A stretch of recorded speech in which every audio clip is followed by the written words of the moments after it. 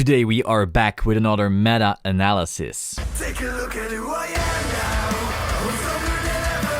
And if you ever doubted me, you should've known better. So over the past 2 weeks or so, we've received some results from various events in various formats, and let's just go over that. We have VGC Jakarta, which was an event right after My Glorious Justice released. It is for Standard. We just know the top 4. The first place was Messiah, second place was Grand Blue, third place was Bermuda, and fourth place was Grand Blue again. Now we don't know what the representation was, and so we can't really judge if this is Grand Blue being super strong or maybe just a one-off thing. It may just be that the booster set just came out and so many people started playing it. Overall, it does look like a very strong deck. Cocytus is a good upgrade, but we'll see how this keeps up. Next we had GP Akiba, which is like the major event where various GP Akiba qualifiers come together, as in the people who won those qualified and then play in this event. It was also streamed. The first place was OTT.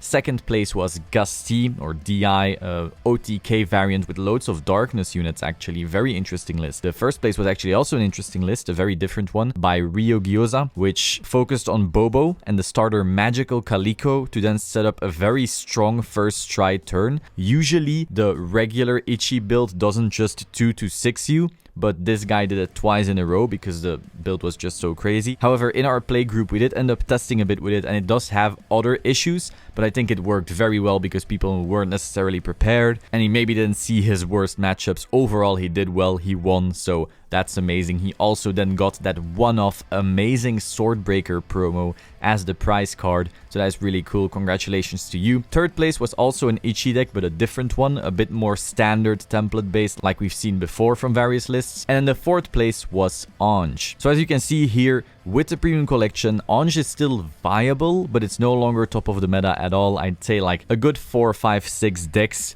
are better or just as good, but I lean more towards better now. Next up, we had the WCC meets Trigger Twice 2 deck VGCS. That's a long name. Derek, come on, give me an easier name there. So this was a standard event where you had the 2 deck format, meaning you play with 2 decks at once. We have the top 3 for that, meaning the 6 best decks from that event. We had 2 Bermuda Triangles, 1 Shadow, 1 Angel, 1 Deleter, and 1 Mura in there. So Bermuda had the highest showing. This was before My Glorious Justice, and nothing there is really super surprising in my opinion. Then last weekend we had Standard Springfest Houston, and that was basically 4 Kagero. So in the top 4, every single team had a Kagero, 3 Bermuda Triangle, so every team apart from 1 had a Bermuda Triangle, and then 2 Naru, 1 Neo, 1 Royal, 1 Shadow. In my opinion right now in Standard, if your team setup does not have a Kagero and a Bermuda,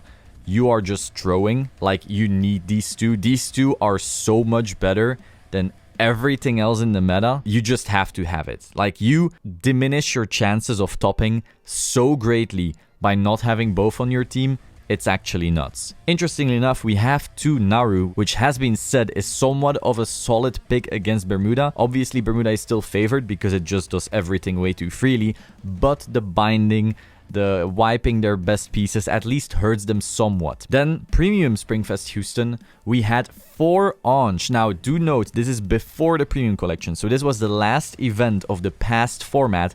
I just wanted to share it so we actually have like a bunch of results together. You won't see a meta like this again because Ange is no longer the thing. But so 4 Ange, massive turnout obviously. I feel like the format was moving towards being solved, as in Ange being the best deck and everyone knowing it. Now that is no longer the case. First place team was Noman, who got his Ange list from me. Congratulations to you and your team, of course. Interestingly enough, 2 Great Nature. I know one of the Great Nature players was Andrew, who was part of Noman's team. And with these 2 Great Nature showings, the amount of Great Nature tops has just doubled in that format. We also see 2 Nubatama, nothing surprising there. 1 OTT Geese, 1 Deleter Messiah, 1 Spikes, and 1 Victor. Once again, these are all decks that you're like, okay, they have a few tops. They're not top of the top, but they do get results relatively consistently. With Geese really falling off as players get better at the game and get better at countering it. And now Premium Collection speeding up the meta even more. I feel like Geese is just a very, very unsuitable pick because the meta is so fast. Then we had the tournaments of this weekend. We had Standard Fest Cardiff. We had 3 Bermuda, 3 Kagero, 3 Mura, 1 OTT, 1 Deleter, and 1 Pale Moon. So once again, a huge turnout for these decks. Also Mura. I myself played at this event as well with Mura. I went 7-1. I'd say in this format, before the Heroic Evolution, the best team lineup is Bermuda, Kagero, Murakumo. We didn't have that lineup because we didn't have a Bermuda deck. No big deal. We were mostly there for shits and giggles. But so every team should have a Bermuda and a Kagero, sadly, right now. With Mura being like a good pick. That last spot can be a flex slot. You could put other stuff in there, but I do think Mura is a good pick. Like, I think at the event I faced 3 Bermudas, beat them all. In France I went 5-1 with Mura.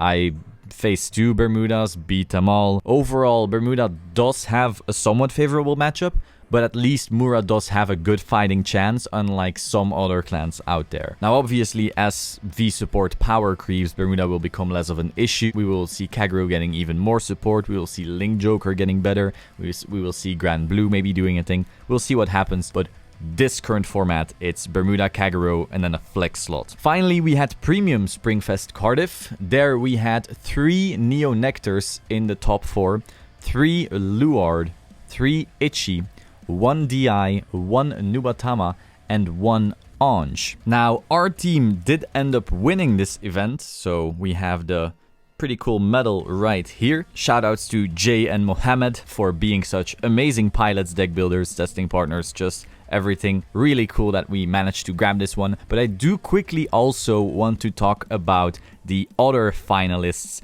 the Italian team. And I believe it is actually the only Italian team in the event. So pretty cool that they came out all the way and then managed to do so well. But even more interestingly, what happened? So in tops, one of them got a automatic game loss for having an issue in his deck.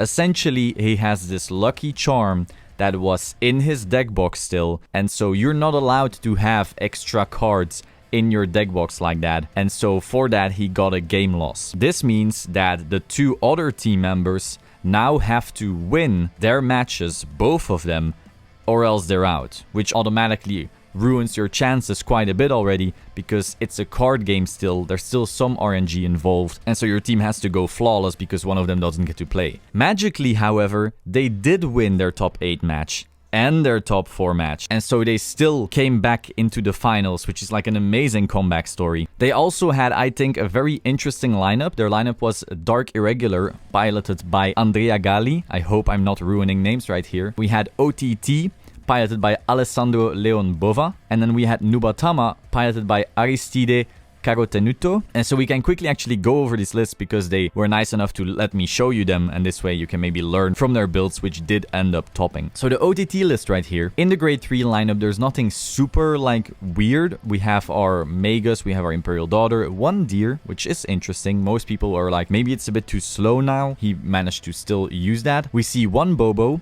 an interesting tech, 4 Rectangle Magus, good in the early game, 3 Silent Tom still, so he still has that backup Ichi Tom combo to go off. A lot of people in Japan actually opted to get rid of that combo because they just want to go ham early. He still runs them. Then we have 3 Battle Sister Tort, which is just very strong on those bigger Ichi turns, which are unguardable and then swinging for 2 damage. Not completely unguardable, but still pretty close. Then we had 4 Kuor Magus, good for stacking the deck. Also can fix the deck stack for your Bobo. We had 2 Cone Magus for CC, 2 Tetra Magus, 2 Nazuna, which is like a transit dragon, but can also pump up power. And then for the trigger lineup, right here, we see quite some crits, effect crits more importantly. We see the one from the Premium Collection, we see the Battle Sister one, which goes back to deck. 4 heals, 3 draw PG, 1 Nikke, and then a Honoli together with some more text. So we have the Honoli, we have the Oracle PG, which goes back to hand, a Stride Fodder,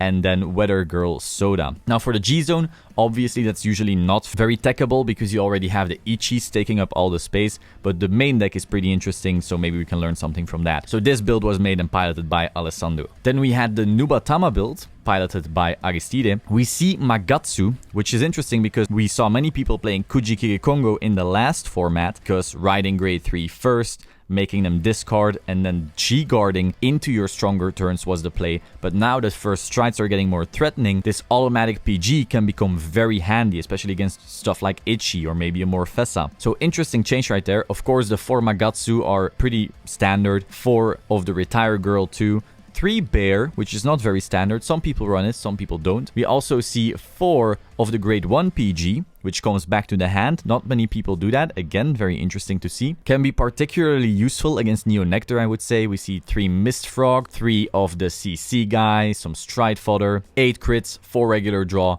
4 heal, which is 2-2 on the CC and the SC, with then the G zone, which is mostly Rine, Tsukumura-kan, and then Tex, depending on the situation. Finally, we also have Andreas build DI, which is again a pretty different one. We see the 4 NLK, which people often use with Gasti, but we also see 4 of the Sharot. He told me that that is his MVP. We also see that he's using the Sharot mat, so it's really cool, like in Premium, where sure, it's a Gasti deck, but you can still add your own flavor because you have this massive card pool you can choose from, and if there's a specific card you like, you can often still make it work. So we see the 4 Sharot. It can get very big with the Gasti and then become even harder to block because of the grade 0 restriction. Then we see 2 Master of 5th Element, which can extend your Gasti combo, or you can make your entire combo lean on him alone, depending on what your hand looks like, basically. We see an Enigmatic Assassin, which is again a good extender. We have 3 Flying Librarian, which just keeps fueling your soul and you keep drawing more cards, which you can then draw into more pieces that soul charge even more.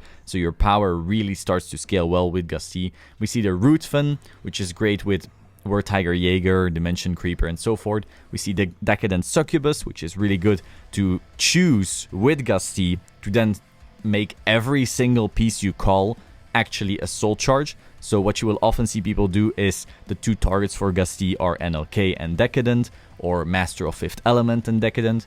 We see the 4 Doreen. Doreen is just the big beatstick. If you can have a Doreen on your Gasti turn, or maybe even 2, that just really increases your win. 4 War Tiger Jaeger, just a really good amount of draw. If you were rushed quite a bit, you can soul charge into it, counterblast, draw some pieces, which then keeps your soul charging going. We see the Dimension Creeper, which was an interesting tech. I actually spoke to him about this in the last round of Swiss. Running this is interesting because many people will go, oh, I will try to damage deny the DI and then hopefully kill them in one turn, which is pretty hard. Whereas in this current meta, there's a lot of people rushing them because Neo Nectar, Ezel, all those decks really push hard. But then he, if he survives, and clearly he did for a long time, he now has a lot of counterblast which he can use to abuse that creeper to the maximum. We have 4 of the Monochrome Cat, 4 of the Premium Collection Crit, 4 heals, and 4 draw PGs. So congratulations to you again. And with this being the first Western Premium event after the Premium Collection, we can already see maybe certain decks doing better than others. There was one more clip I really want to show you. Our friend Funfragger was filming the final round, and funnily enough, me and Jay won our game at the exact same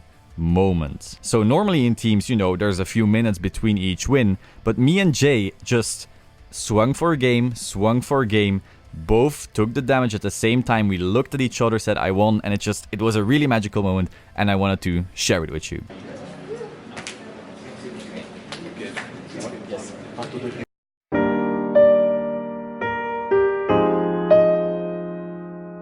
Very, very nice. That is all for today. Hope you found this interesting. If you did, please subscribe to the Solemn Vanguard channel and click the bell to stay up to date. Like the video if you liked the video, and let me know your thoughts in the comments down below. I will see you soon. Ciao.